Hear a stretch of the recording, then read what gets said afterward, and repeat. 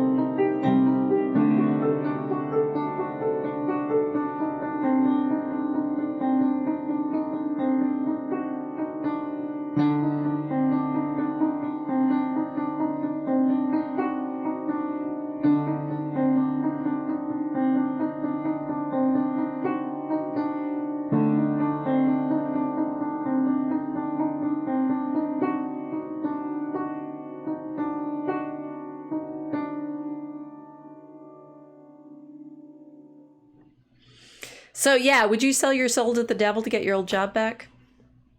No. It's a tempting opposition, don't you think? Depends on what your old job was. Well, fair, yeah. I don't know. I've been, No. the feeling of, wait a minute, I had this. Everyone knows, I had this promotion that I still deserve, that I have not yet received, and it's very like the classic story, right? It's like there's this deacon in Adana. He's a deacon. He's a steward named Theophilus. See, there's Theophilus wailing in hell. No, the thing is, he doesn't end up in hell, even though he did sell his soul to the devil. And we need to talk about how he escaped that fate after selling his soul to the devil. But I'm my low energy today, right? Just like we had snow yesterday for Halloween. My husband and I were so pathetic this year. We didn't even have candy. We usually sit outside. The kids come around. I like giving out the candy on Halloween, although I'm kind of in 5 minds about the sugar addiction now. You're dispensing candy. Well, yeah. My husband may have passed by that fudge shop that the Bears should know about because it's in the middle of Missouri, and he may have shown up with some fudge this weekend, which I spent some of the weekend eating. And then Draco Alchemicus Kickstarter backers know that the time is soon. It has been sent. The files have been sent to the printer, and we have to get proofs and stuff. But there will be a book soon, and I may have spent a lot of the weekend like worrying about that. So I'm a little overwhelmed. Yes. Not enough fudge and not enough book proofs in the world to. This book launch is fudge powered. One hopes, but don't you just like these little things, right? Don't you just wish that you could do a little magic and get a little boost? And I do feel for the women who are tempted to witchcraft every so often. You don't. I don't know. I know you're No, too I mean, pure. I wouldn't say it's too pure. I mean, like I've seen actual voodoo ceremonies, so it's hard to be tempted by something when you've actually seen it in real life. You think, yeah, that's not an attractive proposition. um, yeah, because This is this fair. No, the thing is, I think everyone. yeah. I'm seeing, you know, the numbers of people that have sold their soul to the devil in the last month is high, I think. Mm. Not just on Halloween, right? But in the revenge fantasies that are playing out there right now. It's a powerful moment. I think I'm also weary from that. It's like the energies that are we've been talking about, but you know, it's like obviously since Yeah. October 7th, there's a lot of really negative energy that is inviting people to tap into it. Mm. Yeah, it's a tidal wave of Your rooster agrees. We're on spot on he's topic tonight. he's been going mad this morning. Yeah, it's like a tidal wave everywhere. Suddenly the vendetta energy is back, Yeah. and it's very powerful.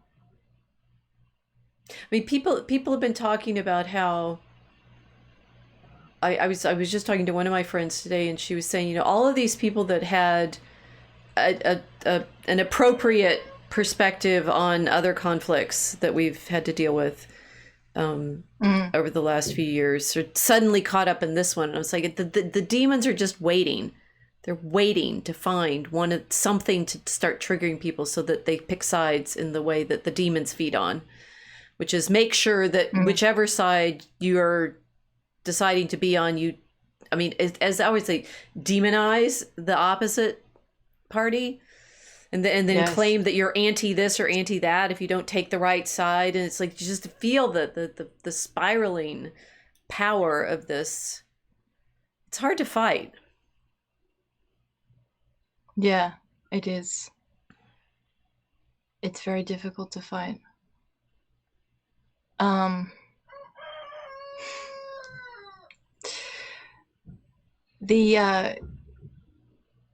The people that are involved in this now, I don't know. I mean, we've been talking about it for the last few streams, and I've been thinking about it a lot since the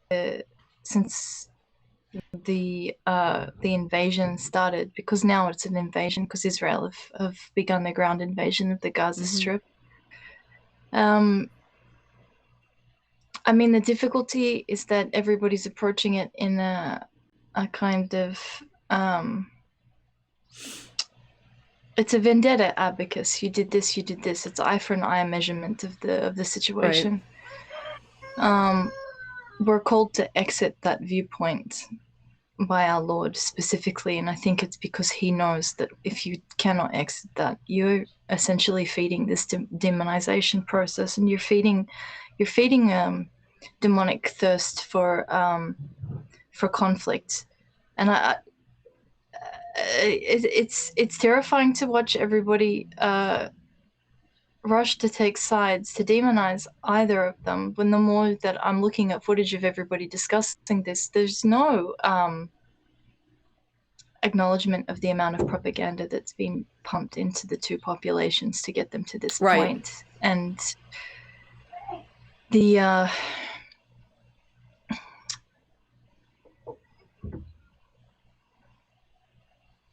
it's not an instant process. People don't just wake up and go to war. There's a huge process that has to happen in order to shift people's mentality to get them into the point that they're at now.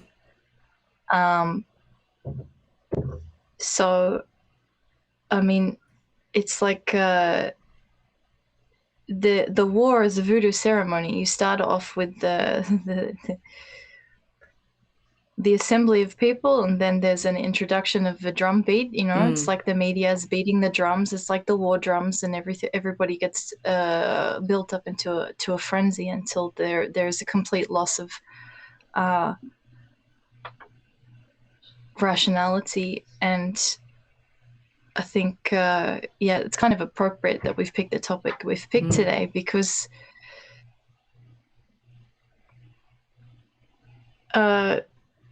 it's difficult to sit back and look at it from the distance and think, if I was in that situation, I wouldn't be doing what they're doing. I mean, how would you know? I think this is the problem, is that if you haven't grown up in a martial culture, which is what the people in that region have grown up in, they grow up in martial culture. It's very Spartan. And as I've said previously, there is an expectation that the young people will fly themselves into a combat zone, walk willingly into a combat zone where they're required to kill people and to be inhumane, to demonize other people, dehumanize other people, and that is necessary for the maintenance of that particular environment, because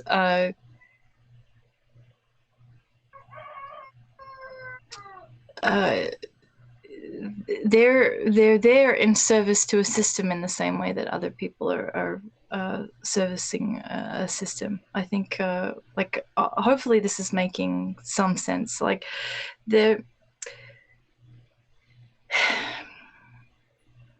Well, what I've been thinking about, and this was a video that you found where there's a young woman talking about some of the dynamics at play, the longer term dynamics at play in the region, and they fit very well with the large scale maritime studies that we've been doing about the way empires, the pirate empires, create the vending machines. And of course, this hinges on the Suez Canal. Which I think, ironically for me, I didn't realize the Suez Canal was quite as old as it is. that it was actually dug in the late 19th century. I think in my head it was more recent, like 20th century. Maybe that's the Panama Canal, right? The one that the one that cuts through the Atlantic Ocean with the Pacific Ocean through Panama. But the Suez Canal is even more important because it connects the Mediterranean with the Indian Ocean, which means it connects Europe with China. And therefore anybody who's controlling that like hinge of the world has enormous power. And it's not just that, Egypt has control of it at the moment. It's not just that they get money off of it, but they can actually like cut off all shipping in that direction simply by accidentally blocking it with a ship. They could shut it down, and that that connection between the Mediterranean and the Indian Ocean, it's so easy to take for granted when we think in land terms, and yet it's the maritime power that, I mean, you and I have been talking about in the Ark for some time now. And when she was pointing to the fact that there had been plans to build another canal that might be appropriately situated through the part of the coastline where Gaza is right now. Right? Then you realize that it's the people that are in Israel and Gaza are completely trapped by this geographical reality, which is the massive maritime powers of the world want control of that coast. Yes. And that route. Yes. And so what I think whatever is happening, I mean, this watching the war drums beat, as you say, and the people being excited into hating each other over decades, right? Over generations. But the thing is, the canal has been there, the Suez Canal has been there since 1869. And that desire to connect the Mediterranean with the Indian Ocean is as old as human history. It's like the land and the sea and the configuration of the geography there, that region became the nexus that it did. I mean, we've talked about Jerusalem being the center of the world. It was the center of the world. The whole claim that, Palestine was this backwater and in the Roman Empire. It's like, no, it was always this land-sea hinge. It's always been that. And that the people that live there now are being drumbeat up into this murderous reciprocity. It's just it's tragic, and like predictable in all sorts of horrible ways, and that the powers, whoever is, you know, setting this up for them, the powers that be who want to have control of those shipping lanes, definitely are participating in this. We know that the ships are all there. Yeah. The navies have been assigned Right. their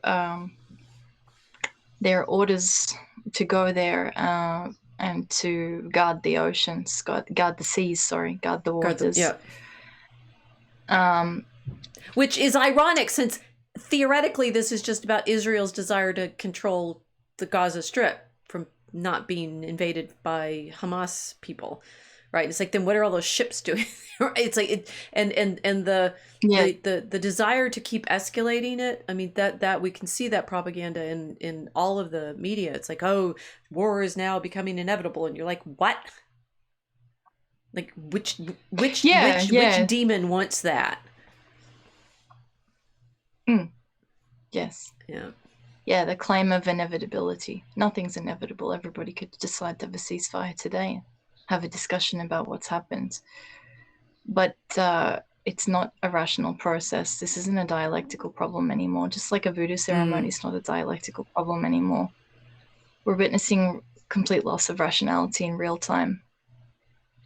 And an offer of exchange of some vital essence of humanity for influence over the outcome of this conflict. Yeah. I mean, it's an interesting thing too, because suddenly the world's attention's pivoted away from the Ukraine. What? Everybody's attention has pivoted. What is Ukraine? I mean, what Ukraine was another. We haven't talked about this one, but it's also control of ports. It's control of the Crimea and the access to the Black Sea. Odessa is there as a port. Yes, another region that Australia was involved in. Australian troops were also around the Suez. They were stationed in Egypt. Australian troops were stationed in the Holy Land. I mean, our country, we've had anything and everything to do with all of the global conflicts you could imagine to do with protecting maritime trade routes for the empire. We're involved in it. And I think this is why I'm not pulled in either direction, because I understand how this is working. The same reason that suddenly everybody's forgotten about the South African Boers. They're yesterday's problem. Nobody cares now what's going on with the Boers down in South Africa. But it's like, it's the same thing over and over and over again. You get a population of people and you propagandize them and create a mercenary army out of that population, and then you send them in to guard the mines, police the mines, guard the watercourses, police the trade routes, and the Australians were part of this over and over and over again. We've been a part of this.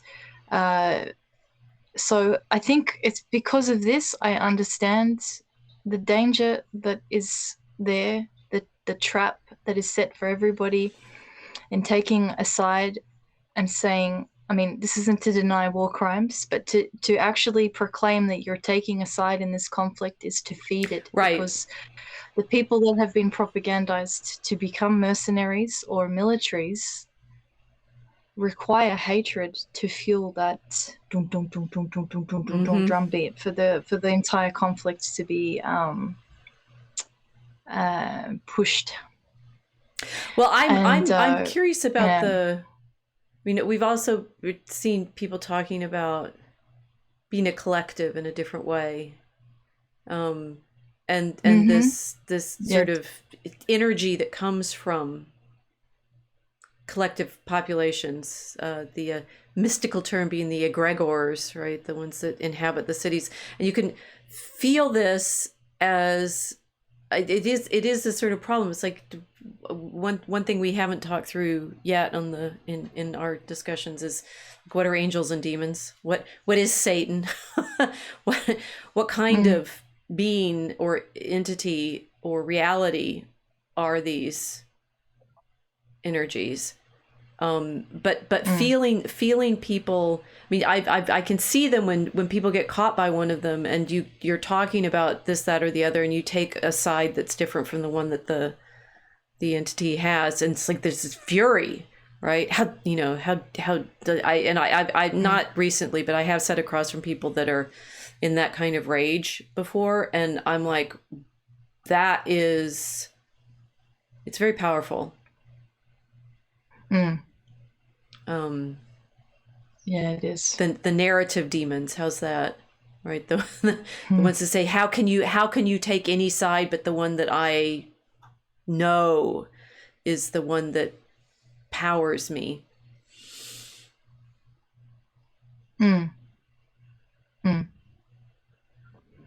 Well, it's interesting too, because those narratives are fragile. They're idols. Right. I mean, the whole thing really, like, it's interesting thinking about the way you've just described that, because if the narrative's powering you and your narrative is an idol, then the idol is powering you. We're back in Canaan. And we as Christians are called to worship the living God first and to reject the idols. So, I mean, it's there's almost as like we need to all of these things now are recognizing we need to define idols. We need to define let's do it with a little smaller example.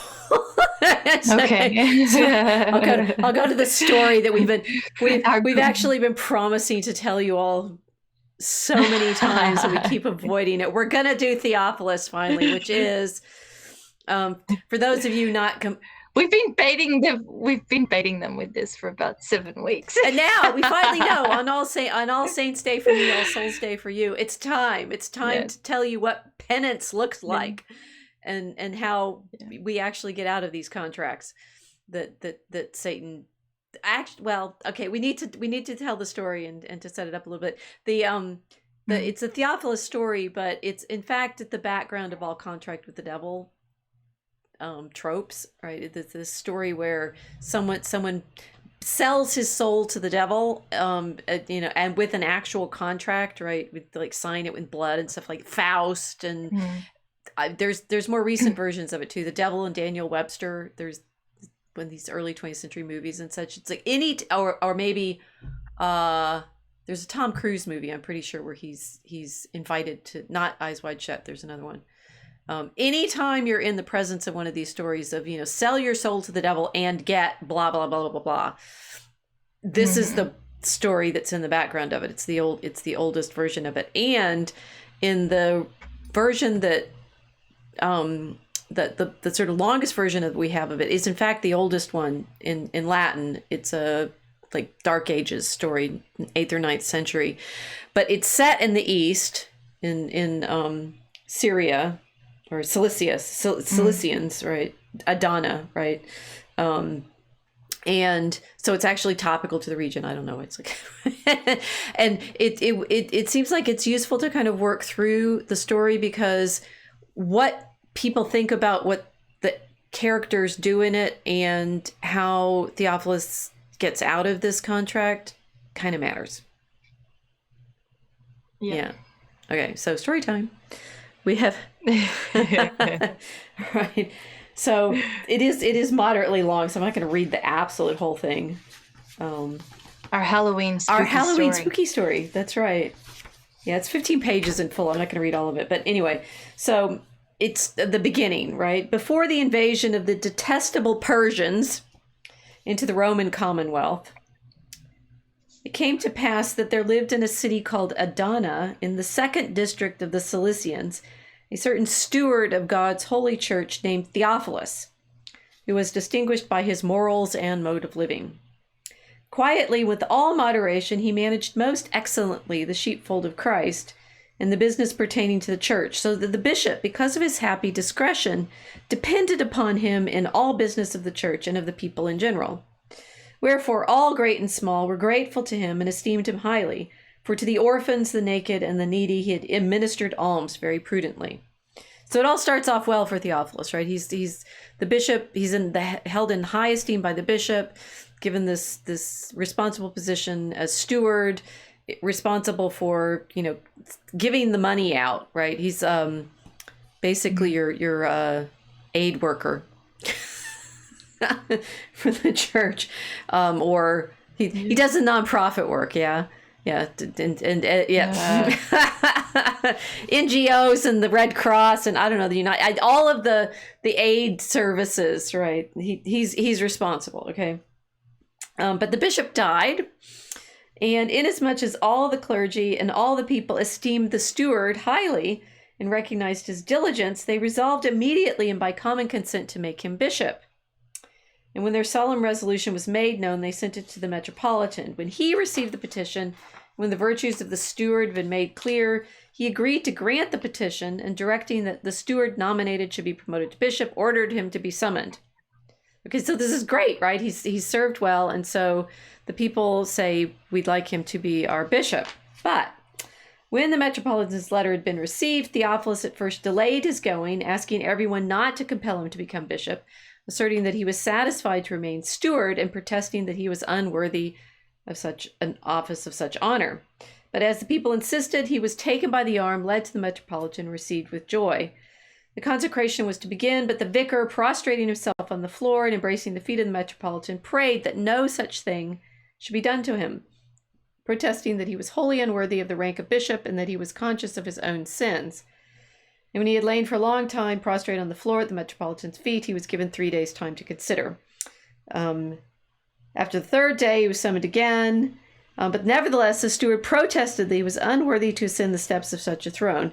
The metropolitan, therefore, seeing him so persistent in his obstinacy and seeing that he was loath to consent, dismissed him and promoted another man worthy of this church to conduct the office of bishop. So this is like, Theophilus is so good, he's not even ambitious. What's funny about this is like, if you can get really confused in the story, because here he is, he's done well in his service, being steward and giving the monies out to the widows and orphans, and the people love him so much that they want him to be bishop. But then when he's elected and the metropolitan, the head guy, archbishop, approves it, he's like, no, I can't be bishop. I just want to be steward, right? So they promote somebody else. Done. And then what happens? Done. Then, after the bishop was ordained and they had returned to their own city, certain of the clergy urged that Theophilus be removed from his office and that the bishop ordain a new steward. When this was change of management. Yes. I mean, I so feel this one, right? It's like, no, I don't need a higher position. That's fine. I really like the one I'm doing. But when they get a new, I don't know, chair of department, president of the university, president, it's like that he was actually, Theophilus was actually happy doing the job that he had. But when he didn't want the promotion and somebody else gets promoted, his enemies, I guess, certain of the clergy urged that he be removed from his office and the bishop appoint somebody else. When this was done, Theophilus, having retired from his former office, took care of his own house only. Okay, so now he's stuck just taking care of his own property, right, or his own affairs, right.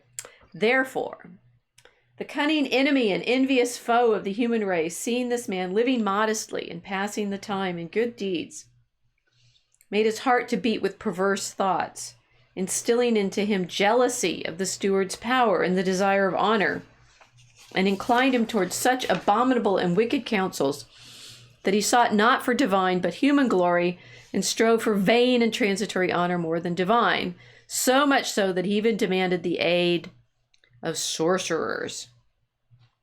Right, so he's been demoted, and in the way the story goes but now he starts getting eaten up with envy, and he wants his old job back. Right, so we actually have some nice illustrations of it here. He's shown at the top of the page. They wanted him to be bishop, but now he's not going to be bishop, and now he's going to seek out the aid of sorcerers.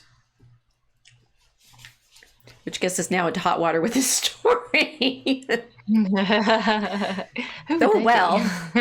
And the thing is, the challenging thing in this story is whose fault is it, right? Who's to blame for Yeah. the way the story plays out? Because you say Theophilus, his name means, lover of God, right? Theophilus.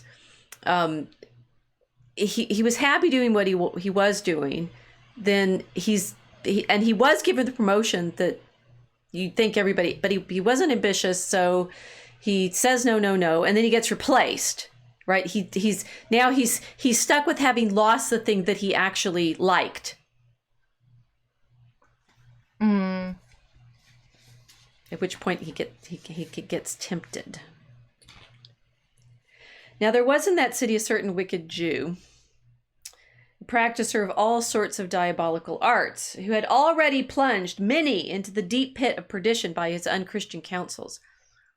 Notice that Theophilus goes to him, right? It's already the enemy is Satan, right? Who's tempted him to start begrudging the new steward his position. So, and the wretched steward, incited by vainglory, fell to turning over in his mind confusedly the lust of this world, and was consumed by the desire of honor.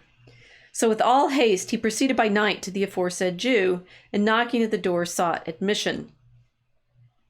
To recognize this story comes from like the East, so and it's told in the West in this version in the 9th century, at a time when there are not really that many Jews in Western Europe.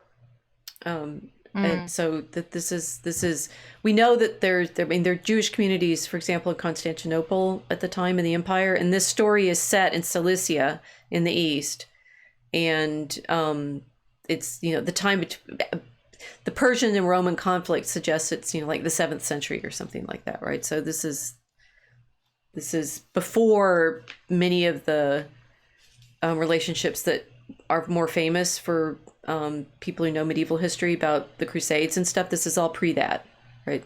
It's yeah. Okay. Yeah. So we still don't have any of the baggage that most people are associating with these relationships. Right. This is all, yeah.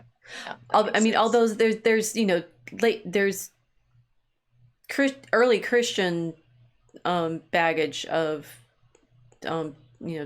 relationships between Christians and Jews in competition over who Christ is. And yes, those are definitely, they feature in the Eastern Empire because there are communities of Jews in the Eastern Empire. It is interesting that the Jew is, he's a sorcerer, right? He's associated with these diabolical arts, right? It's not uncomplicated, but it's important to keep it in context, at least in this telling, because it's interesting. In later tellings of this story, this becomes one of the single most popular miracle stories of Our Lady in the West, and in many of the later retellings, that there's no Jew, right? It's just Theophilus sells his soul to the devil, and that's it, right? So that there is this intermediary there is I think for our concerns apropos. Okay. So with all haste, he proceeded by night to the aforesaid Jew, and knocking at the door sought admission. Then the Jew, hateful to God, seeing him thus broken, called him into the house and said, "Why hast thou come to me?" Again, it's not the Jew who went out and tempted Theophilus. Theophilus went to him. And Theophilus ran up and threw himself at his feet and answered, "I beseech thee to aid me, for my bishop has disgraced me and has wrought this against me." The detestable Jew replied, "Come to me tomorrow evening at this hour, and I will lead thee to my master, and he will help thee in that thou hast desired." It's an older translation. The these and thous, right? Hearing this, the vicar was rejoiced and did as he was told, going to him in the middle of the night. Okay, so this all matters a lot, right? It's saying Theophilus was already tempted. He goes to the Jew because he thinks the Jew can help him.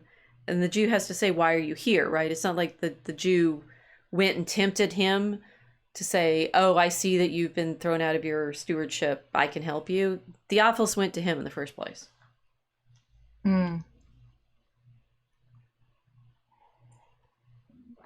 which I think is important to pay attention to, because if we're just going to say this is a story about, ooh, how wicked the Jews are, that's not what happens.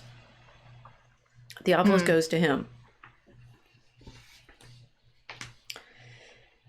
And in truth, the wicked Jew did lead him to the circus of the city and said to him, it happens in the circuses where the horses raced.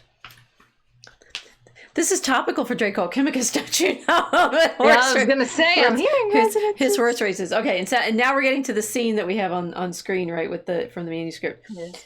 It goes to the circus and says, "Whatsoever thou seest or whatsoever thou hearest, be not afraid, and do not make the sign of the cross."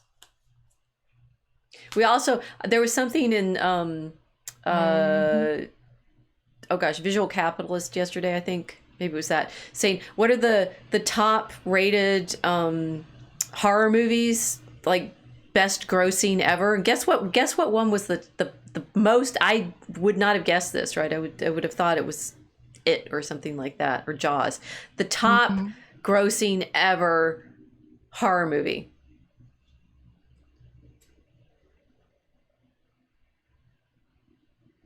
Freddy. Nope.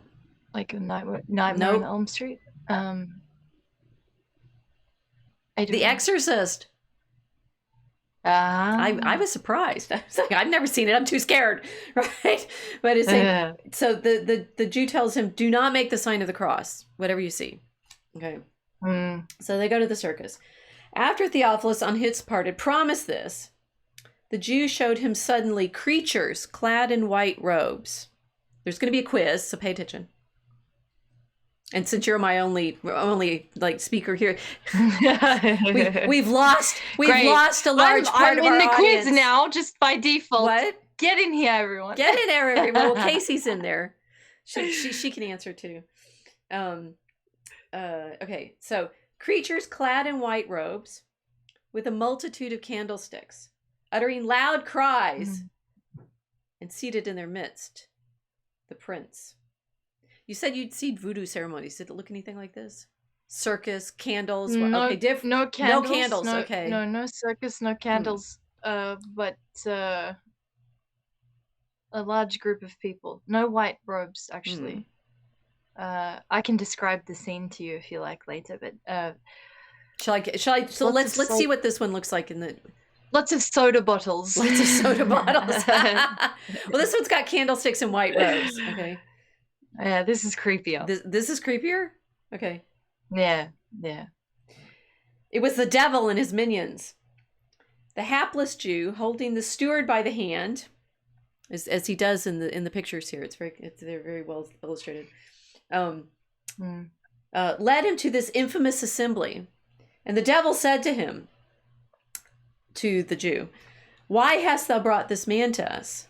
He replied, "My master, I have brought him because he has been falsely judged by his bishop and has asked for thy help." That's actually true. He was falsely judged. But anyway, the devil then said, "How shall I give help to him, a man serving his God? But if he will be my servant and be counted among our hosts, I will aid him so that he may do more than before and rule over all, even the bishop." And the perverted Jew said to the wretched steward, "Didst thou hear what he said to thee?" And he replied, "I have heard, and whatsoever he shall say to me, I will do so long as he helps me." And he began to kiss the feet of the prince and to implore him. The devil said to the Jew, "Let him deny the Son of Mary, and those things which are offensive to me, and let him set down in writing that he denieth absolutely whatsoever he may desire, and whatsoever he may desire he shall obtain from me, so long as he denieth." Then Satan entered into the steward, and he replied, "I deny Christ and his mother." And making a written statement and putting wax on it, he sealed it with his own ring, and the two went away rejoicing greatly at his perdition.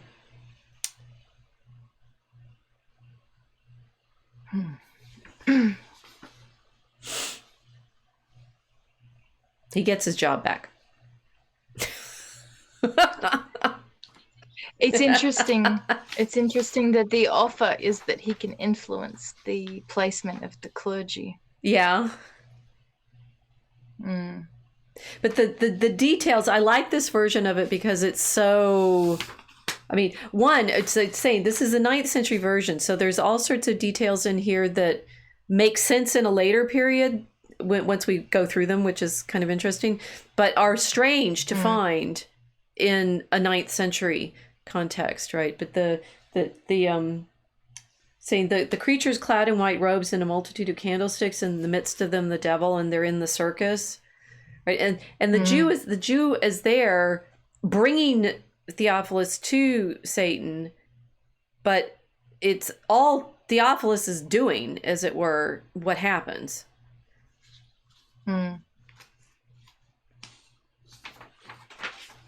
And because interesting, it's like, it's not that the Jew bespells Theophilus or tricks him in any way. He just said to us, yes, I can take you to my master. Should I read it out again, what the exchange? Okay. Yes. So it's the white robes and candlesticks are really important, actually. So the devil asks, why have you brought him? And the Jew says, my master, I brought him because he asked for thy help, right? So the Jew is acting as a intermediary, as it were. But it's accurate to say Theophilus went to the Jew, and the Jew brought him to Satan, because the devil, because Theophilus asked to be brought. You know, boys and girls, what do you learn from this? Theophilus asked in the first place, right? So all of the situations where, you know, like you're blaming the Jews for bringing you into these situations. In Theophilus' story, he asks, and whatever the relationship the Jew has to the devil, Theophilus is the one who made the request. No spell casting on the part of the Jew was necessary. Yeah, he was minding his own business in his house. He was. Theophilus goes to him, and I think, you know, it's like the anxiety that people have about these stories is always, you know, the it's not anti-Semitic in the modern political sense, right? The anti-Judaism, it's saying, yes, that the Jew serves the devil, okay, but it's Theophilus who triggers the entire situation. Yes. And makes the contract.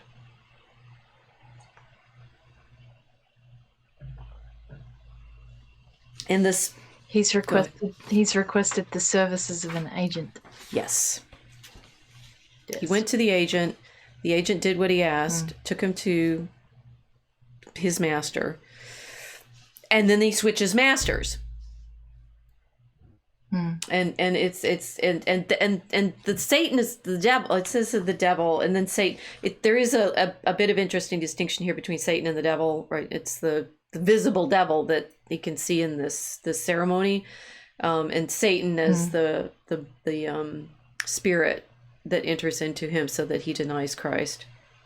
But what the devil says was, how? I mean, I can't help him. He serves God. And remember that the Jew had said, don't make the sign of the cross when you come in here. Don't do that, because you make the sign of the cross, disappears. This will be gone, right? It's like I mean, it's so interesting. It's like it's set up to be so simple. All you have to do is make the sign of the cross. The devils will flee. This happens a lot in saints' lives from this period, that the saints go and they make the sign of the cross and the devils all flee. So the Jew has to say to him, don't make the sign of the cross, because nothing, you know, then there won't be anybody to talk to. We're like, and it's like vampires and a crucifix. Yeah. It's like, really, just make the sign of the cross. If you make the sign of the cross, no more demons, right? No more devils. They're gone. They hate it. Simple, you know, all of this is Theophilus is doing. And the story is making it very clear that, and the devil says, how shall I give help to him, a man serving his God? But if he will be my servant and be counted among our hosts, I will aid him. So it's this, I mean, I keep emphasizing this is a 9th century story because this should sound a little bit, I don't know, feudal. Right? He's saying, Yes. if you've been serving God, if you serve me, then I can help you. And the serving part, again, the devil may be tempting him, and the Jew may be leading him to his master, but the devil is saying, I can't do anything unless you choose me. Mm.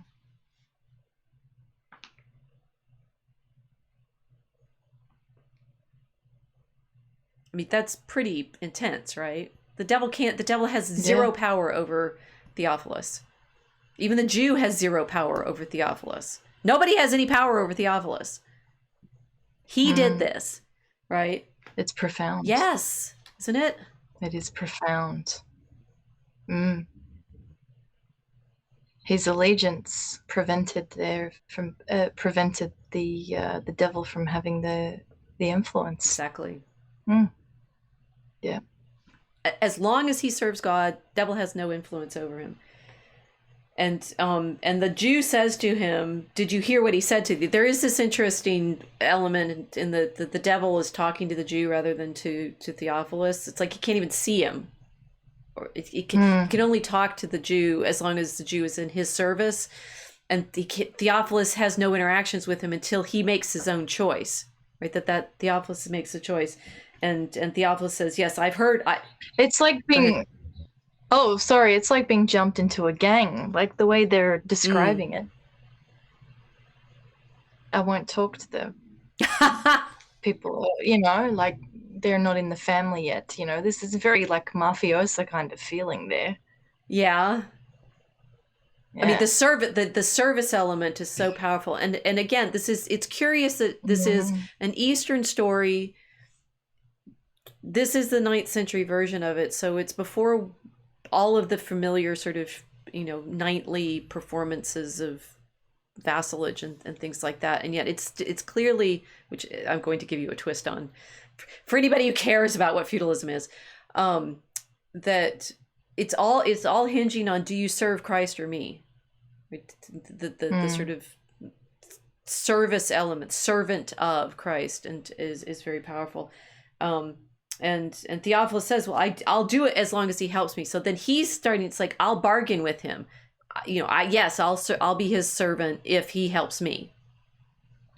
Now you're realizing how the contracts get it, so he began to kiss the feet of the prince and implore him. So Theophilus falls down at the feet of the devil and says, yes, I'll serve you if you help me. So contract, right? And that's where they get to. The devil says to the Jew, and he still can't, even though Theophilus is kissing his feet, he still can't talk to him. Let him deny the Son of Mary and those things which are offensive to me, and let him set down in writing that he denieth absolutely, and whatsoever he may desire he shall obtain from me, so long as he denieth. It's like, deny the Son of Mary and write it down, and then I can help him. But it's clearly, I can't do anything unless Theophilus does that.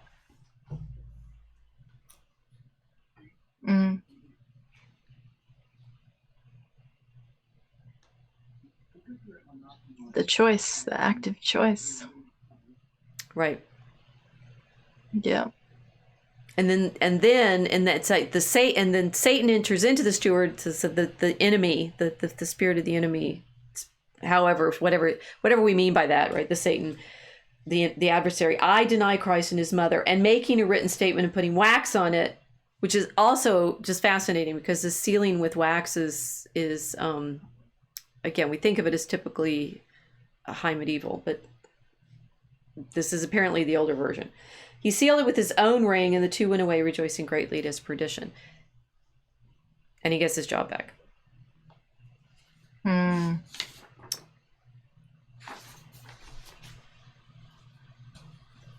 horrifying. This is a real horror story.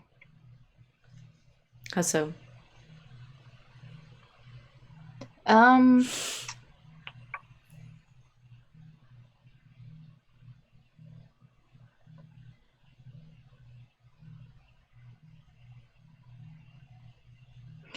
I think this is the kind of the dynamics between Theophilus and the Jew and the devil is, it's really like a protection. He's gone into this kind of mode where it's like approaching a protection racket. Really, it just feels very mafia. And the idea is he's denying Christ and his mother, even though he is bargaining to get his position back in Christ's church. This is what makes it particularly perverted kind of arrangement. Yes. Isn't yes. It? Well, he wants you to be steward of the church again, and yes, he's denying Christ and his mother to do that. Yeah, I mean, but this is very creepy, because you think, well, hold on a second. If you lose your position, you ask the if you lose your position in the kingdom, who do you ask? You ask the king. Well, it's so ugly, because, as you're right, that's, you know, it's very, very, very strange kind of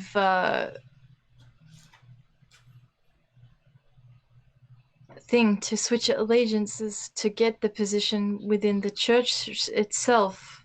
Yeah, it's very dark. And also what I like about it as a problem that it sets up is he's not simply wanting to be bishop, right? This isn't this straightforward sort of I'm steward and I want to have more power. It's exactly this kind of little, I mean, it's little temptation, but the sort of things you would make bargains for. I mean, it's your soul worth getting your old job back, right?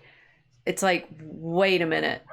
And almost showing the pettiness of, I was thinking about it.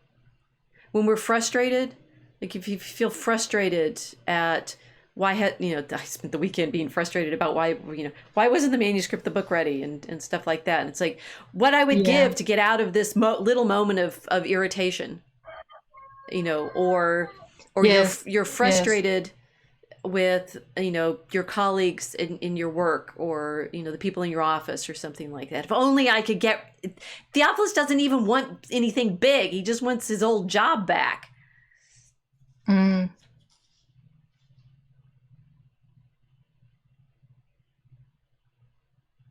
It's fascinating. There's no ambition.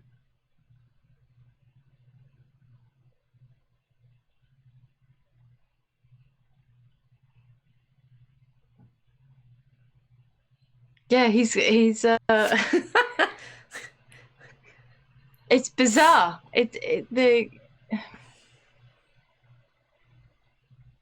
We're just letting the bizarreness sink in, right? It's like, it is none of the things that you'd think that, oh yes, I want great powers, I want this, I want that. It's the pettiest little, I'm frustrated with my life bargain that then you will lose your whole relationship with Christ for, because I just liked having that social status in my, and I mean, it's very easy to imagine people falling into this sort of desire, saying, I'm trying not to be completely like autobiographical, but, whatever association you were with, say, you were,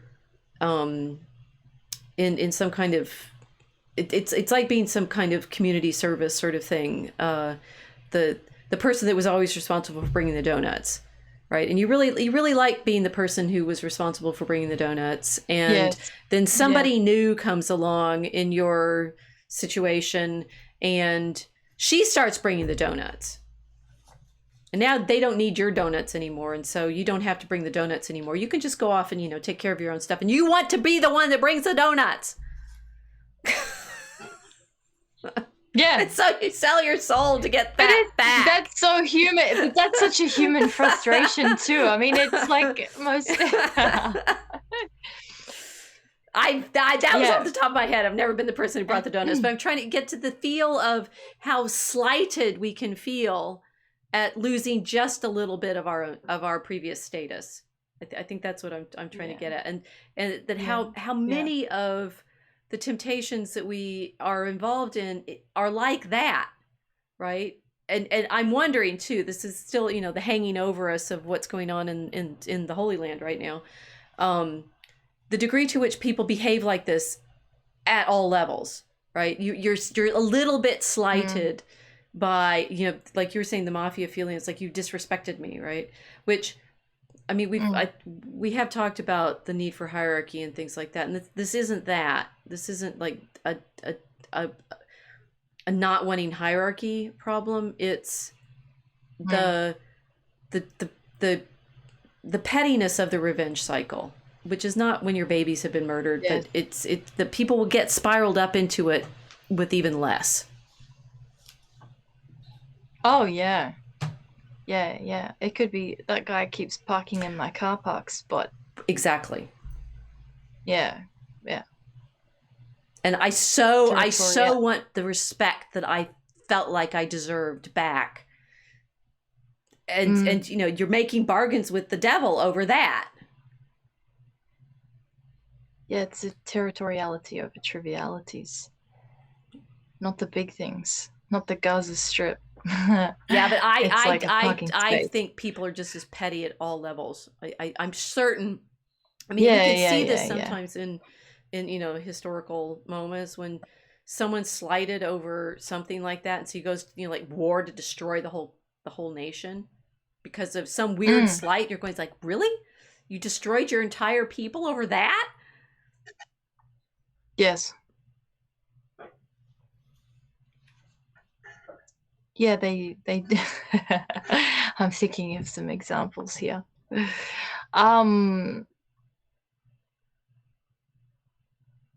Yeah, they do. Well, a big part of that whole voodoo culture is having influence over these kinds of outcomes. Right.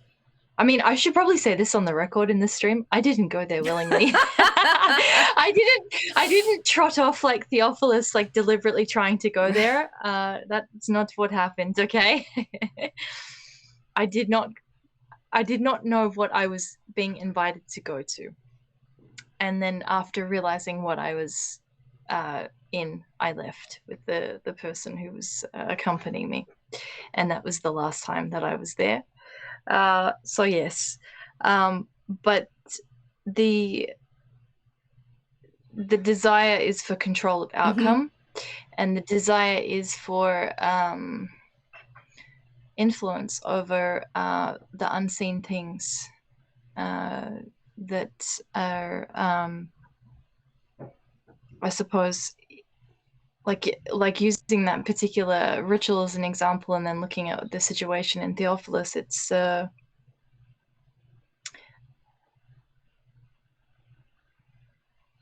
people wanting to have guarantees and control over outcomes. Exactly. Yeah. And more often than not, it's like he's not doing it for a big reason, like his wife was murdered, or his entire family was dispossessed of their land or something. It's like it's happening at this level of he was fine, right? He'd had this position as steward. He's minding his own business otherwise, and then he gets eaten up with the desire to have that position back. It's so amazingly petty. Oh yeah, I mean no, but it's like Arab squabbles over property. Like this is a big thing too in the Middle East. People they'll have massive family feuds that go on for generations, and it's about this like mystery land that's in the background.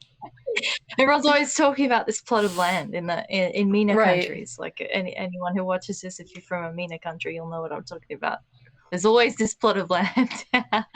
And then you finally see the pictures of this plot of land, and it's like an old dilapidated garage made out of concrete blocks, and it's got half a roof on it, and there's some old bushes and some goats running around the background. It's like maybe 35 square feet. Think, what? You destroyed your entire family over this mystical piece of land. Yes, absolutely, people do it all the time. Yeah. And people also will do it if like that you feel slighted in kind of social, like the jokes about like, do you know what our Cheryl said to Nancy or something like that, and that sort of watching myself. Can I watch myself? It's like I have neighbors. There's this rock. The dog peed on it. No, we're not going to go there. The rock, the pee rock, and I'm like, I cannot believe I'm upset about this. Right, being told off over the rock, and I'm like, you've got to calm down on this. And okay, so we've established how ridiculously petty this was to sell his soul over, right? And that he makes this contract, and they seal it with wax, and he's doing to deny Christ and his mother, and then he gets his, the bishop moved by divine providence, reappointed the former steward in the presence of all the clergy and the people, offered him authority over the management of the Holy Church, and likewise over all its possessions and over all the people. And the steward was given twice as much preferment as he had had before, and again elevated to honor. So the bishop cried out that he had sinned because he had demoted so worthy and perfect a person, and had promoted one who was useless and less worthy. When this same steward had been ordained, he began to set things in order and to be lifted above all, everybody obeying him with fear and trembling and serving him for a short while. And then there's this kind of like, okay, so now you think, project, was if this were, which story are we writing here? What happens to the Jew? Yeah, what does happen to the Jew? Well, he in fact, okay, so he goes to Theophilus and says, did you get what you asked for? Frequently betook himself secretly to the steward and said to him, hast thou observed how thou hast obtained benefit and speedy relief for me and my master, and that thou didst pray for? And then he replied, I recognize it and altogether thankful for thy assistance. Actually, we don't really learn what happens to the Jew. We find out that he gets arrested for something else and is burned apparently, but it's not real. That's it, right? Yeah. Okay, so wait, we have this entire setup so that the Jew acts as lawyer for Theophilus to get him into this contract, but the story's not really about that. The rooster is intrigued. The rooster is intrigued. Yes. And what's interesting about this, I write about it in Marrying the Art of Prayer, saying what's the miracle here? And in the illustrations, always what the miracle is this, right? That Theophilus goes to the church and prays before an image of Mary, which in the medieval ones is usually shown as a little statue, but in the story it's more likely to be an icon. It's in the East. And his prayers are so effective that she goes to Christ and prays to him, and goes and fights the devil, right? This is the best yes. Iconography all comes out. It's like, I think I somehow didn't, maybe I thought I was going to use this for the cover. You'll see it if you're already watching this. Hail Mary, full of grace, punch the devil in the face, right? She goes to hell, gets the contract back, gives it back to Theophilus, and he's restored, right? I think, is that the right picture there? I'm lost. Okay, but he goes through a period of fasting and prayer in order does he appeal to yeah. I mean, this is okay.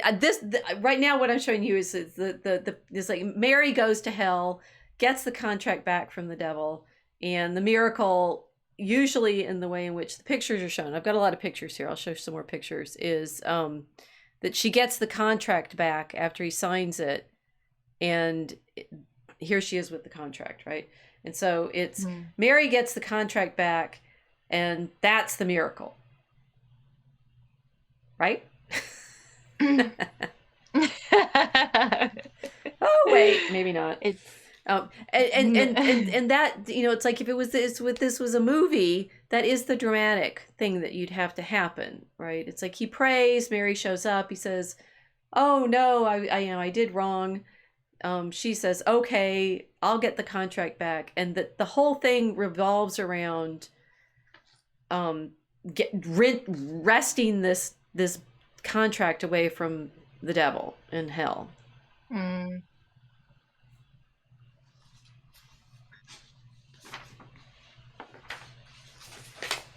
Let me find myself in the rest of the story. We've only read like 3 pages of it.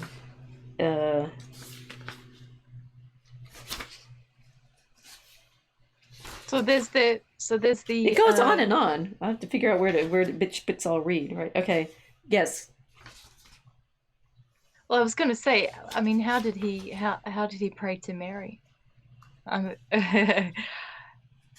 He had to go and admit what he'd done. Ah. Didn't he?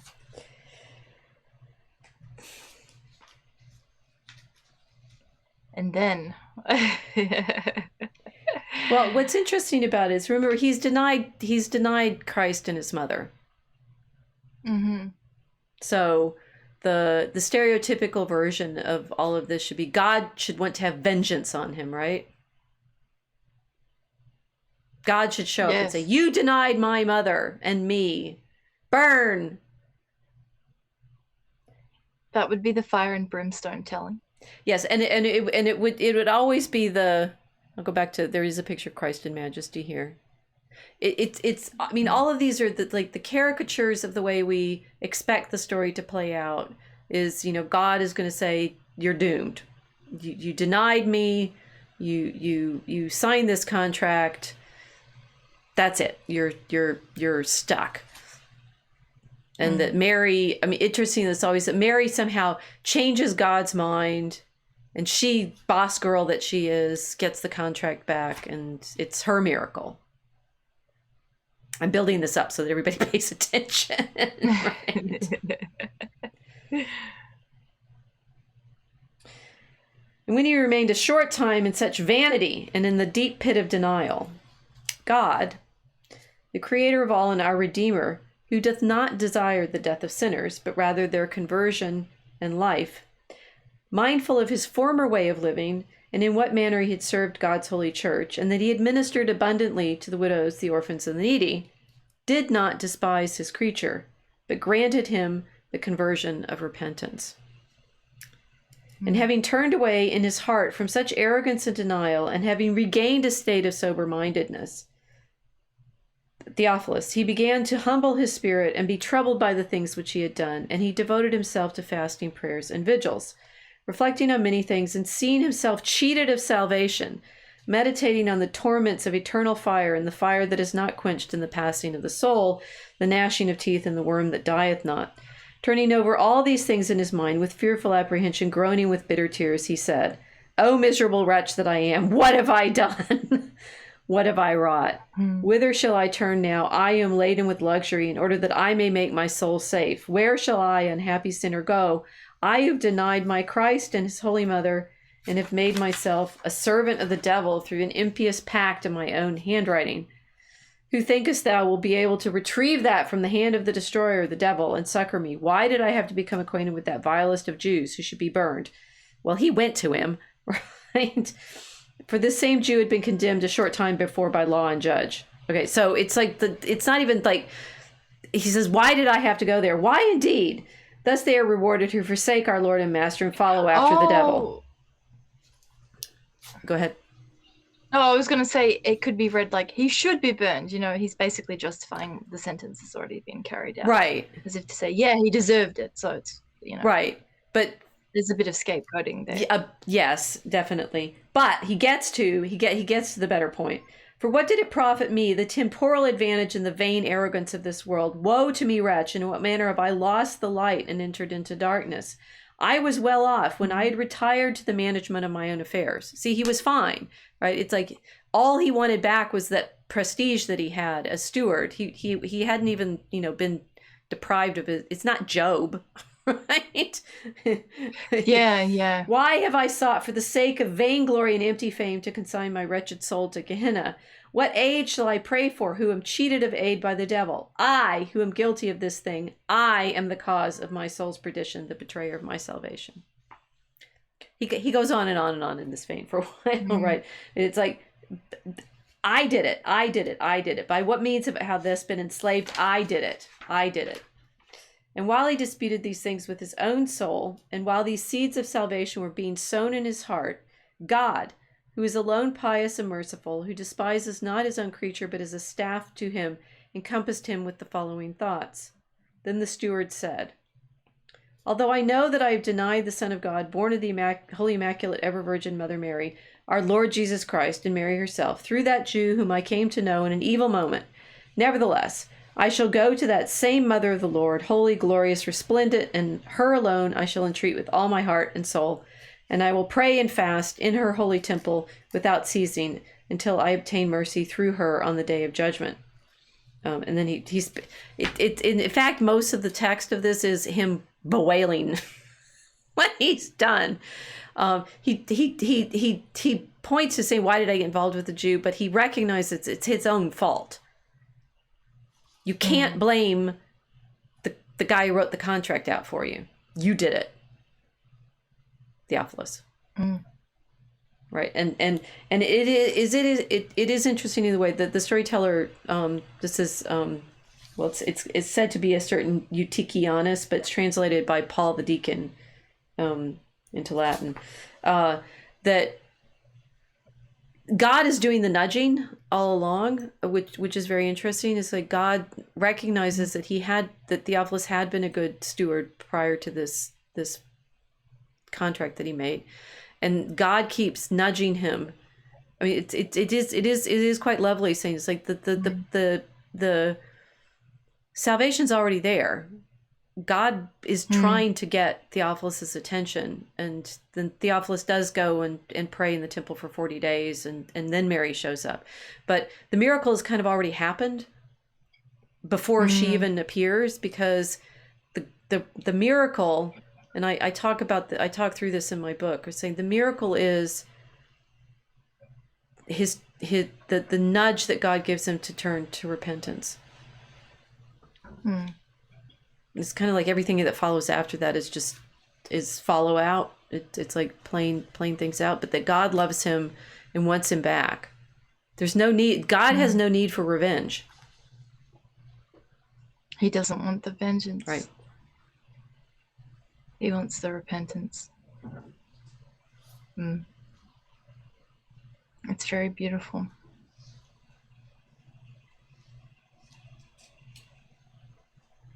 And he gets the idea. It's the way the story tells it, and this is a very well told version of the story, that he gets the idea to call on Mary from God, right? But it's more like just with the Satan, whatever Satan was doing, nudging him into fall, and the devil that he makes the contract with and such, that Mary she's the counterpart to the devil, but in the sense that she's the sort of way that he can perform what has already happened in his soul.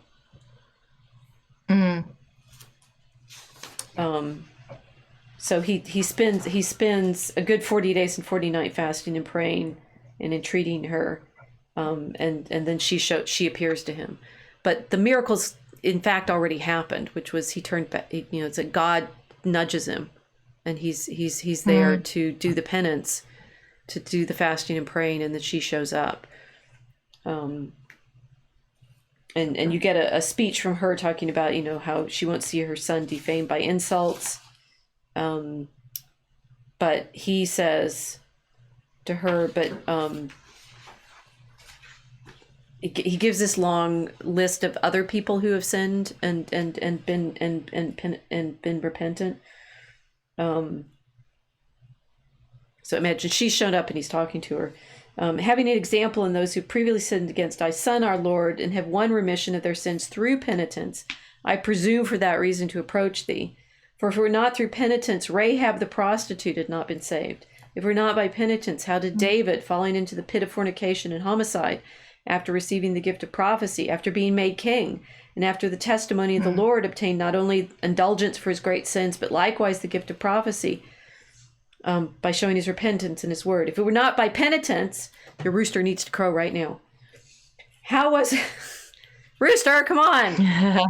Where are you? If it were not by penitence, how was it that the blessed Peter, Prince of the Apostles, the rooster's quiet, first of the disciples, pillar of the church, who had received from God the keys of the kingdom of heaven, who denied Christ, the Lord, not once or twice, but thrice. Where is the he's missing his cues. I know, it's really bloody Al Capone. Obtained through his bitter weeping both indulgence for so great a sin, and received even greater honor than before, and was made shepherd of the Lord's sheepfold. If it were not by penitence, how did he exalt Zacchaeus, himself the chief of the publicans and a false accuser? If it were not through penitence, how was the blessed Paul transformed from a persecutor into a chosen vessel? If it were not through penitence, how did the apostle command him who had committed fornication amongst the Corinthians to be forgiven, saying, lest Satan should get an advantage of him?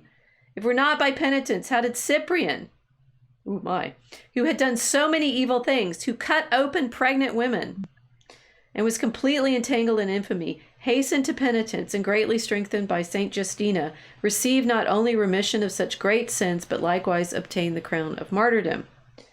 Wherefore I, too, a miserable sinner, approach thee, trusting in the evidence of the penitence of so many, and praying for thy divine pity, that thou mayest deign to extend to me the right hand of protection, and to grant me indulgence for my sins through thy Son, our Lord Jesus Christ, against whom I, poor wretch, have sinned.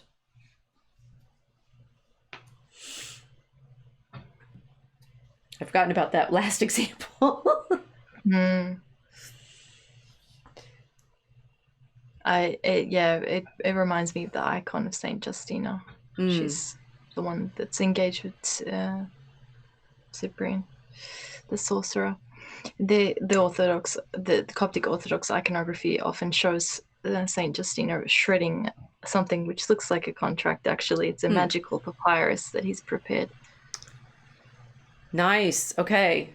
So that's the most topical one then for this situation, because he's made this magical. I mean, he made a deal. He made a deal. Yeah. Yeah. And if God behaved like the warmongers do, he would be. I mean, this being the issue, right? He would just say, you renounced me, you signed your contract. That's it. Yeah. Yep.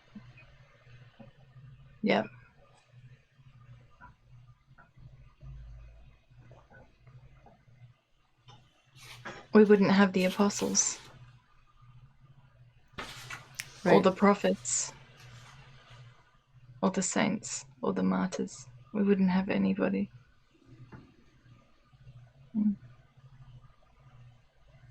mean, it's good because it's showing we spent a lot of time on showing it was his choice for this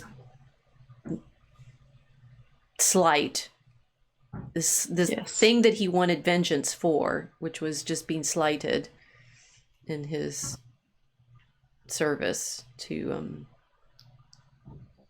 the bishop. And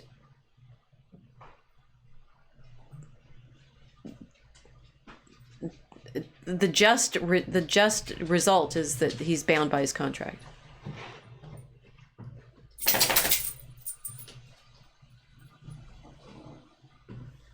Yeah, in a legalistic mindset, that would be just, you signed the contract. There you go. Accept the terms and conditions. Right.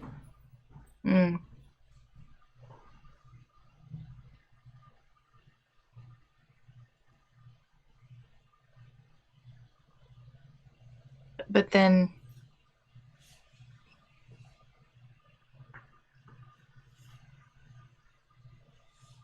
I mean, we have no Christianity. We're stuck in contract world. You see why I've thought a lot about this story. Yeah. In the last several years, it's like, yes, we are, and what's interesting about this is this becomes this really popular story in the High Middle Ages when, for example, people are there's your rooster, when people are making contracts and they're sealing them, and so the art is constantly wanting to show, look, she has this contract that she gets back. There it is. This one, Theophilus there's some text around it, but Theophilus is praying, and Mary, she's holding the baby, so and she's got the contract, it's got the seal on it. Here's another one. Oh, this one's very interesting, where Theophilus is doing this gesture, which is what we tend to associate with prayer, right? You've got your hands together, palms together, and the devil in this image is grasping his hands. Then you understand what this gesture prayer means. It's not orans with the way the ancient imagery has, with like Mary's often shown praying orans with her hands apart. But the Western imagery becomes prayer is put your hands together like this. What are you doing when you do this?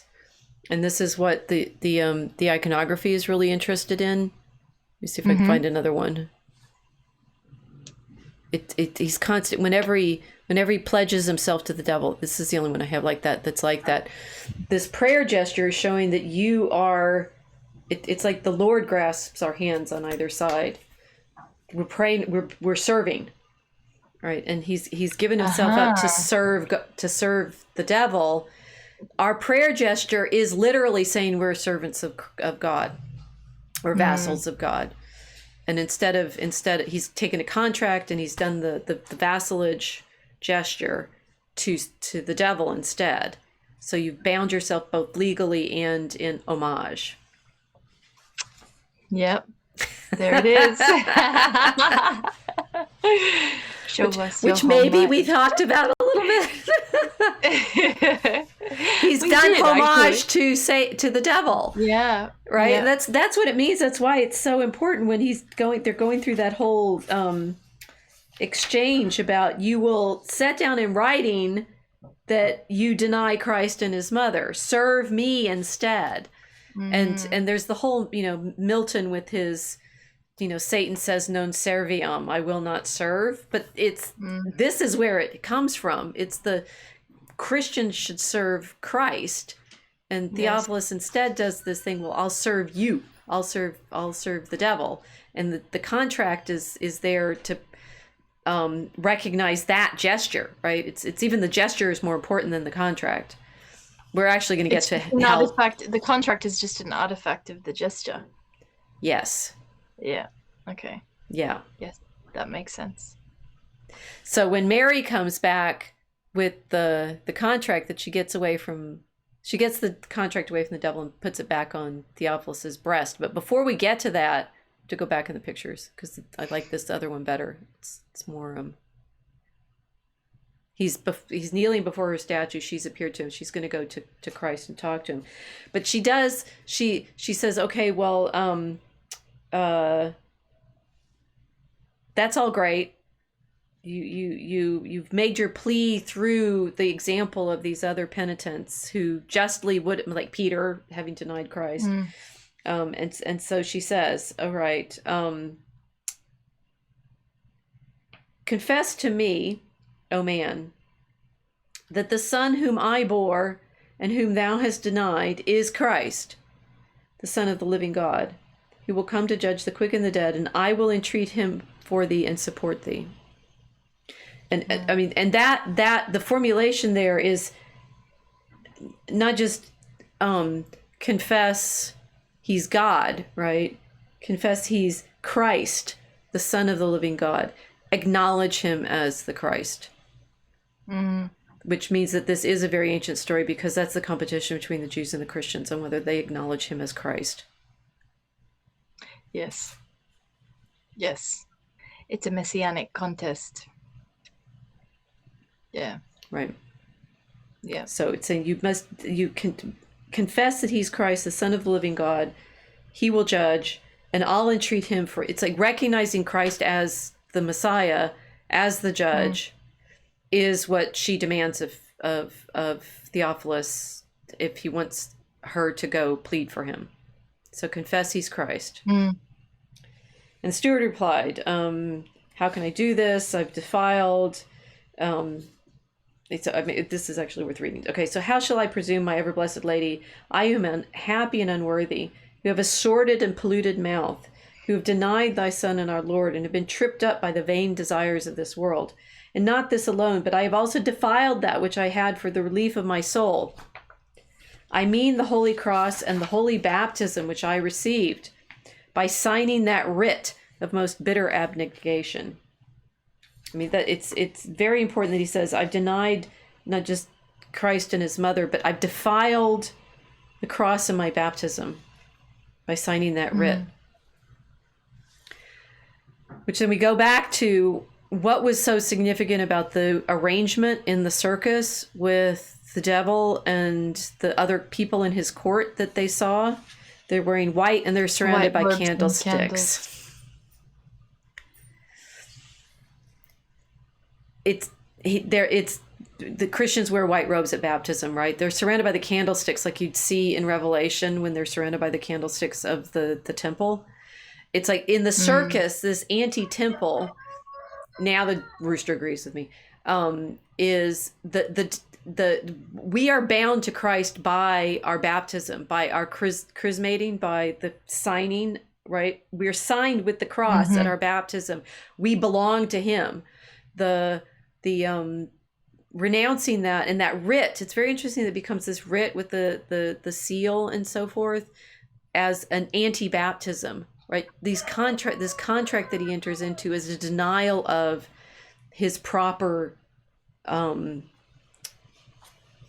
service.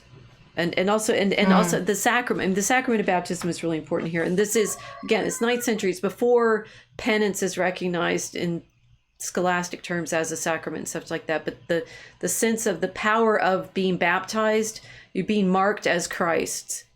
So we belong to Christ, and that he signed himself over to Satan or the devil instead.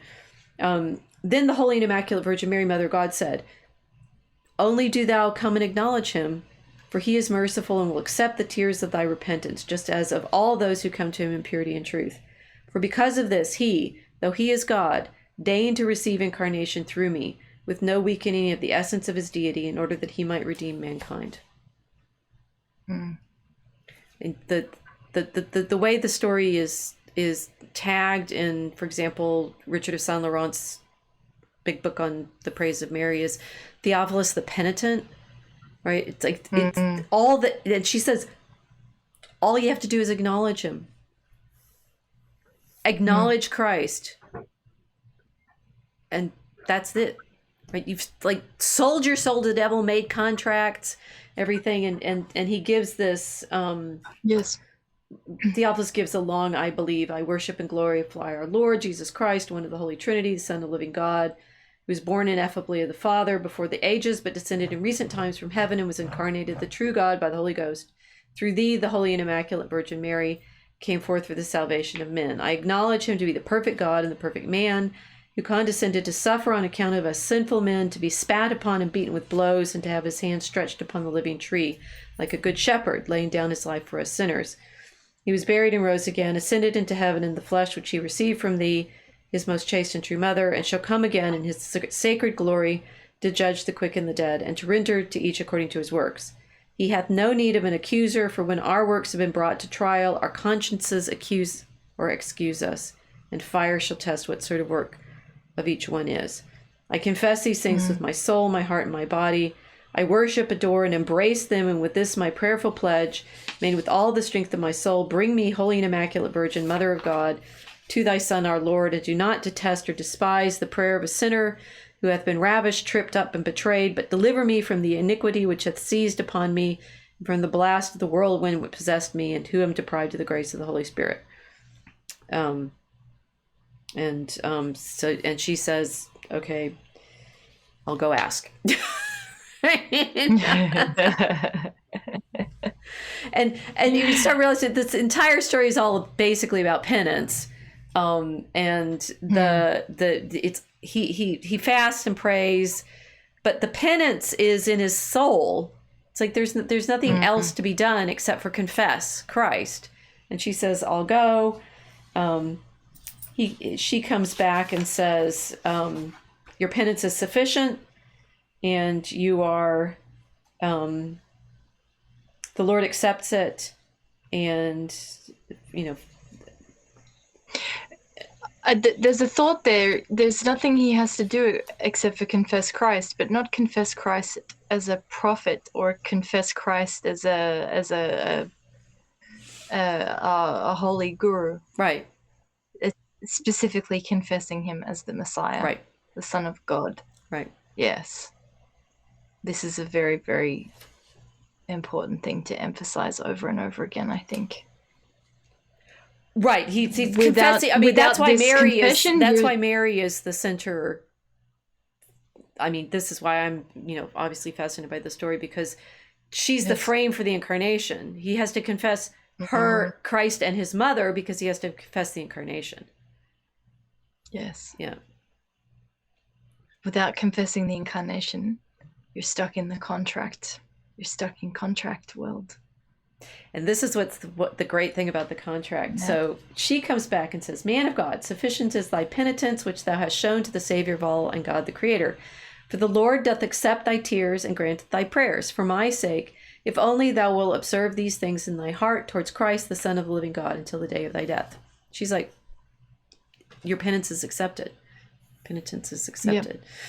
And then he insists he needs the contract back, which is very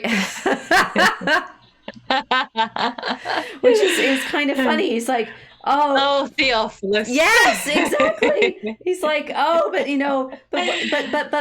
but give order that I may receive back that accursed writ of denial and the wicked compact which I did sign from him who deceived me, the devil, because it is this which doth so sorely to torment my wretched soul. And she's like, oh, all right. And verily, after 3 days more, the Blessed Mary delivered unto him in a vision, as it seemed, that bond of apostasy with the seal of wax upon it, just as he had given it. When he arose from his sleep, the aforesaid steward found the bond upon his breast, and filled with joy at the outcome. He trembled so that the joints of all his members were almost loosed. It's not necessary for her to get the contract back. It's a great story element and becomes a sign. And he takes the contract and he goes to the bishop, and the bishop says, "Wonderful, come and hear all of this." I mean, he says, "Look, here's the contract I signed," which none of them have seen. So it's like, "Here, look, I signed this contract." And they're like, "What?" Right? But oh yeah, by the way, I did this thing. And the bishop's like, "Great." We see.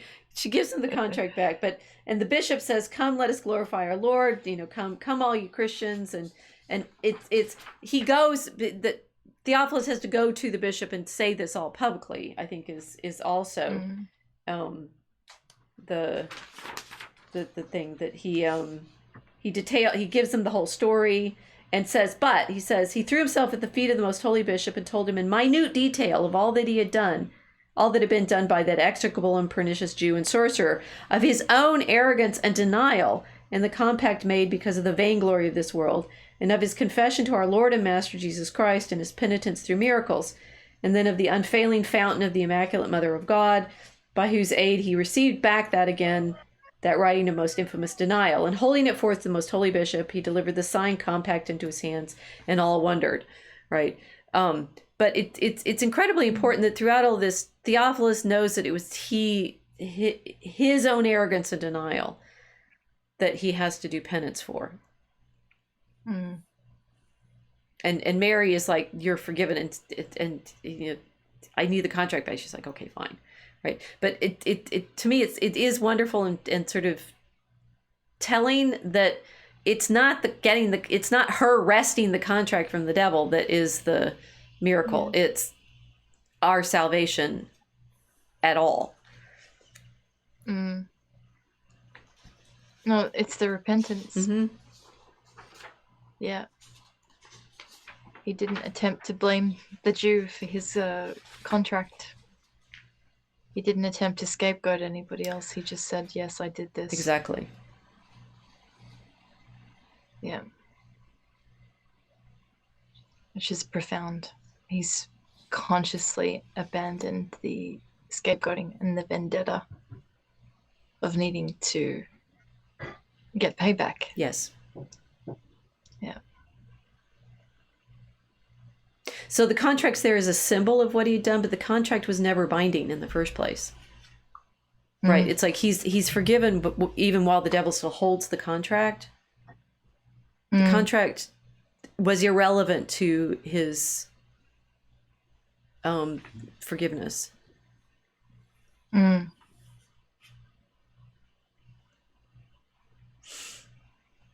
It's interesting. It's like the contract is propaganda. It's an interesting thing, isn't it? You know, that narrative. I've got the narrative. I've got the contract here, and that the way that contract is in Theophilus's mind, a type of propaganda which shackles him to this narrative of what's happened, which is why he wants it back, because the power of the thing is on him.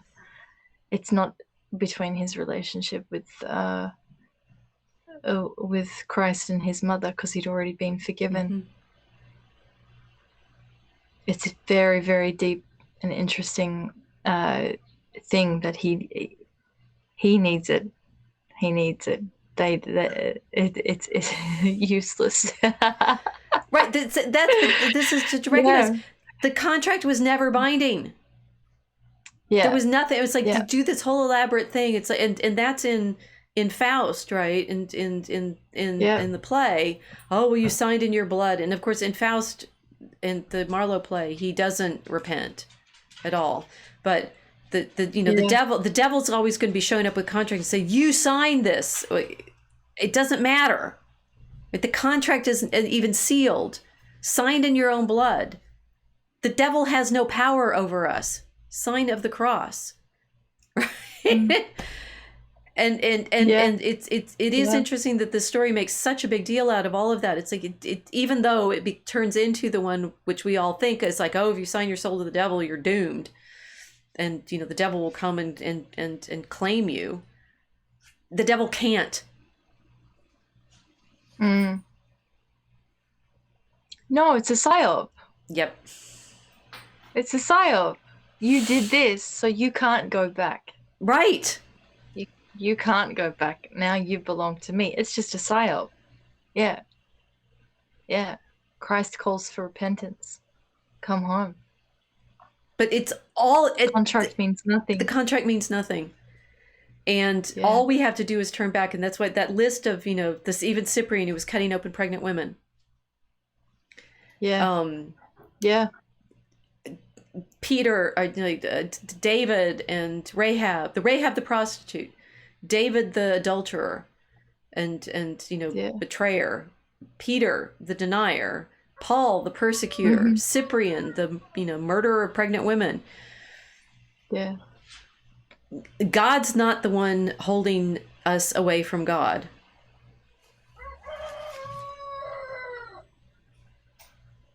Al Capone agrees. Yeah. Yeah. Yeah.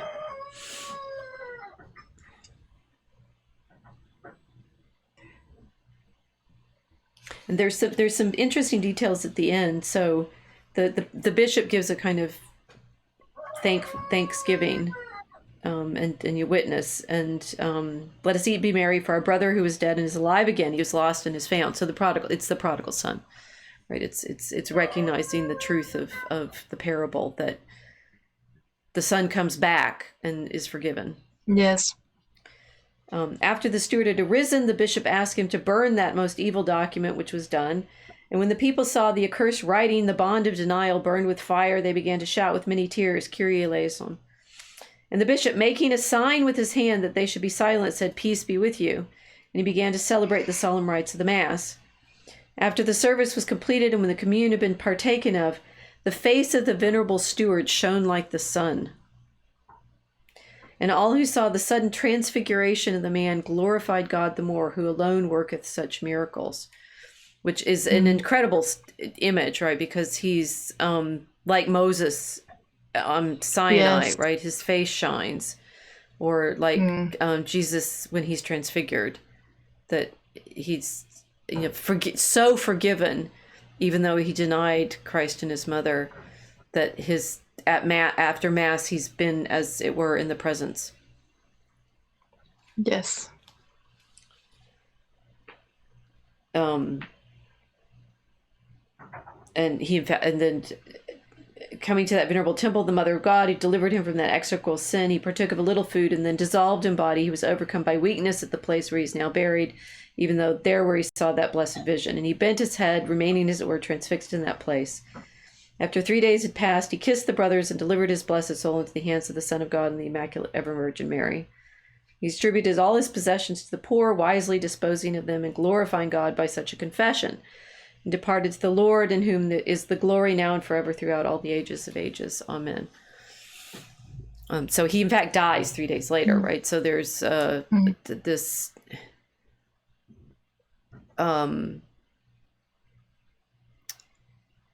the reality of his penance and the falsity of the contract is everything, because what he had been already marked in baptism as Christ, and he returned to Christ. Yeah. Not property, but property of the king. I mean, you marked your marked with the tau. You've got the sign of the Lord on you. And the thing is, the devil said that at the beginning when he shows up, and he can't even talk to him because he can't see you. Yeah. When you're marked as Christ, he can't talk to him. It has to talk to the Jew who's not marked as Christ. And the Jew tells him, don't make the sign of the cross. Like, all of these things, like, it's this, we are marked as Christ, and the devil has no power over us. Don't give it to him. Yes. So there's a few things. It's the volunteering to enter into that contract, the volunteering of giving over power, Right. Of voluntarily changing or paying homage to a different prince, and also that the only way out of that contract world is in recognition of the incarnation of God through Mary, who is Christ. So this is all really interesting, because it makes sense why the parts of the world where the incarnation of God through Mary is denied is engaged in such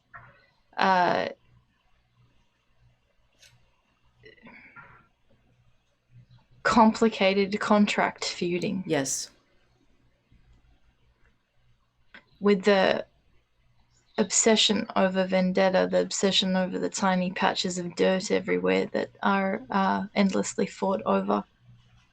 The necessity for vendetta exists without the knowledge that the contracts are invalid.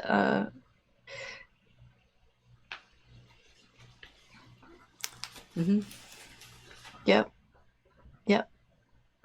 But it's interesting too, the Christian world, what was previously the Christian world that has become Theophilus. Exactly. Theophilus. All of Theophilus, those contracts. the civilization. Right. Serving this, serving the world and the glory and the power and the desire for a little bit more riches. It's gangster's paradise. Yep. Yeah. You got to have those endless feuds. You have to. And insisting, as we've been pointing out, that it's like the you can't, the constantly telling the people that are trapped in this situation, you can't get out. Yes. You're stuck. You signed, that's it, you're done. You're doomed. Yes. We own you. On either, I mean, and on any of the sides that are involved in the conflict, because the desire, Satan's desire is for perpetual sorrow and war.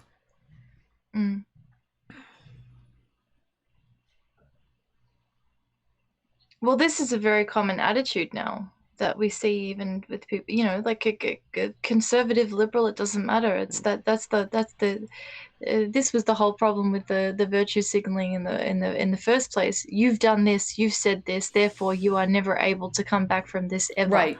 Let's deplatform you. I mean, this is contract and vendetta cycles as well. Exactly. This woman has behaved like this. She had an OnlyFans. She's ruined forever. What about Rahab? Yeah. Yeah. This guy did this. He served in the IDF. What about Saul? Yep. That person was a liberal. Pro-choice. What about Cyprian? It's like it's endless without repentance. The Christian world is in a Theophilus mindset right now, for sure. It really is. And we're feeding this. We're feeding it all. Well, I shouldn't say we, like personally, but in terms of collectively. Well, the thing is, I think when early in the conversation we were emphasizing on the pettiness of why Theophilus made this bargain. I think we definitely do. All of us as sinners feed it. Oh yes, right. Yes. And you can, and it isn't just the big sins, right? It's like this again. Theophilus is not, I'm going to sell my soul for an empire. Right. No, he wants. We don't get to be lofty and we're Christians and therefore we're not part of this. It's like, whoop, you just fell into it. Right. The sort of, virtue signaling is of our own prestige, even in little ways.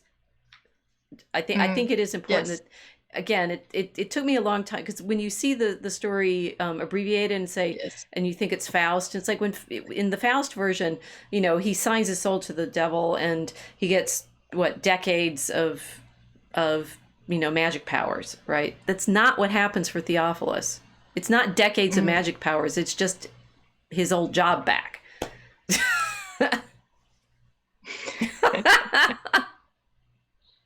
You gotta laugh. It's very funny.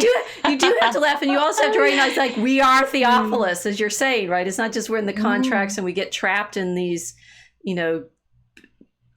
service that we've made the bargain for these tiny little comforts. Yes. Yeah. And as you're also describing the way in which the refusal of forgiveness and penance and forgiveness on all sides constantly. Yes. It's just endless cycles of vengeance, which grows. Yeah. It grows. Yeah.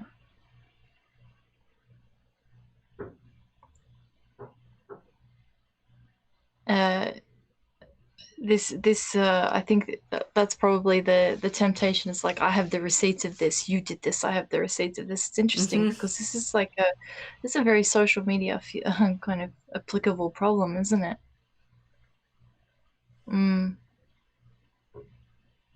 Yes, constant. I mean, actually, I've done that, right? You're waving them and it's like, you said Yeah, this, but you we all said do this, it. you said this. Yeah. Right.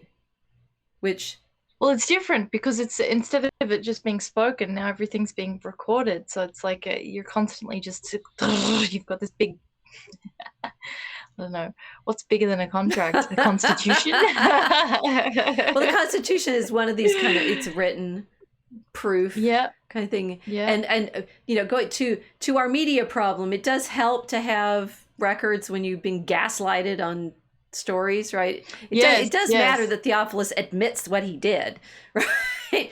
And even goes to the bishop and tells him all this stuff that he did. The bishop didn't know, right? Why would he? He wasn't there when Theophilus signs the contract. So Theophilus does have to own up to what he actually did. We're not saying that, but you're right that the sort of feeling that it's so that so much of the like power, the iconography and the details of the story hinge on that contract. it's endlessly fascinating because of the way in which we use those apparently binding documents. I mean, to say like with the student debt that the United States is facing right now, well, you signed it over. You should have known what you were doing. Yes, exactly. Your fault. You're in debt. Right. You did it to yourself. Right. Yes. Yeah. It's interesting. I just had a thought popped in my head. I was like, well, it's a bit like the Balfour Declaration, isn't it? We signed something. Well, the way that people discuss it, it's like, we signed this. Look, somebody signed the paper. So therefore, all of this is justified. These people need to be in pain and constantly at war because we have a receipt. There's a paper. There's a contract. So this is all justified. Yeah. Yeah. Israeli and Arab. We have the contract, therefore this has to be the way that it is working because everything is written down. Yeah, it's exactly the same mentality. Which fits with the media evil, right, that we've been meditating on, the degree to which it's a spell, it catches you, and therefore it is very interesting that this 8th century, 9th century story revolves around a written document, because it's not until, in fact, the later Middle Age, later, like 100 years, 200 years later, that contracts become really normal in European society. So it's like prescient the degree to which contracts will become the primary artifact of social binding, as opposed to, you know, their service of God or their word. Christian Hauser is saying, so the reason we don't pray with hands folded in the East is because we never had vassalage system. Very likely. I think this is why I think it becomes this gesture because of showing Theophilus in prayer. But it's it's a gesture of service.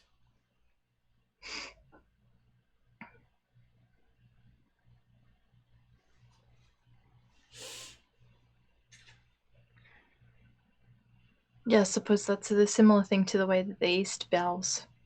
That's the gesture of service, is to bow. To get on the floor. Well, I guess he does do that at the beginning. He prostrates himself before the devil and kisses his feet. So there's that.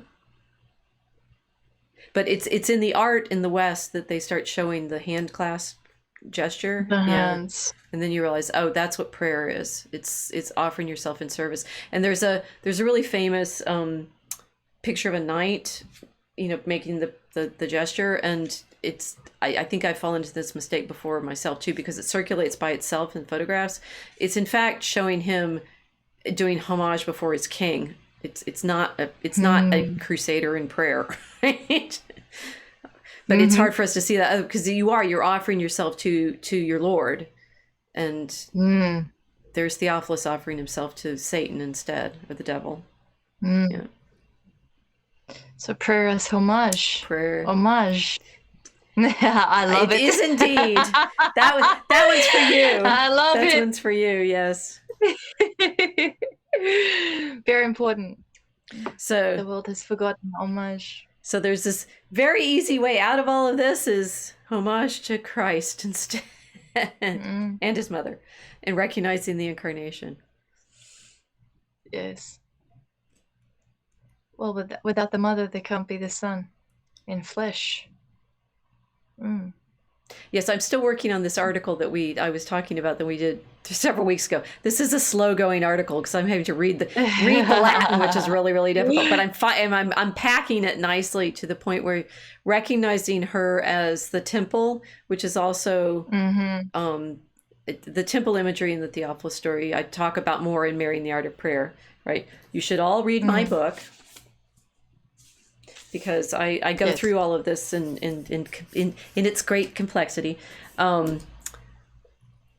That we pray through her to Christ, and that sense of, she gives us a space for prayer is important as well. Yes. She's the ark. She is the ark.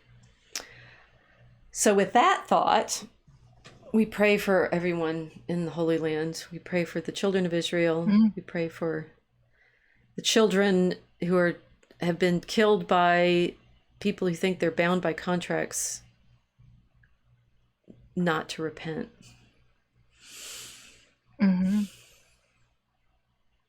Yeah.